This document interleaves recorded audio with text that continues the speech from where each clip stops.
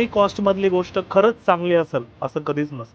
चांगल्या प्रॉडक्टसाठी, चांगल्या क्वालिटीसाठी आपल्याला प्रीमियम कॉस्ट ही द्यावीच लागणार आहे. प्रीमियम म्हणजे फार मोठी किंमत तुम्हाला मोजावी लागेल तर अजिबात नाही. एक लक्षात घ्या, की जेवढी तुम्हाला म्हणजे हँडमेड आणि मशीन मेड या 2 वेगवेगळ्या प्रोसेस आहेत. मी मागेही सांगितलं तुम्हाला.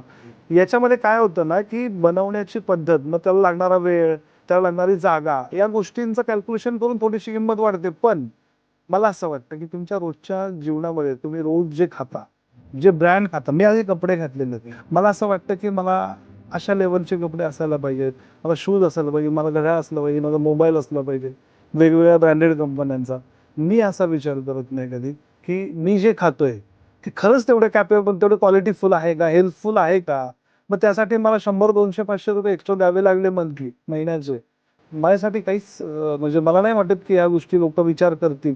आत्ता जो माझा कस्टमर आहे, अजिबात विचार करत नाही. खूप सॅटिस्फाईड आहे माझा कस्टमर, की जे काय आमच्या महिलांनी बनवलेले पदार्थ आहेत, ते अगदी भरभरून कौतुक करतात आणि भरभरून घेऊन जातात.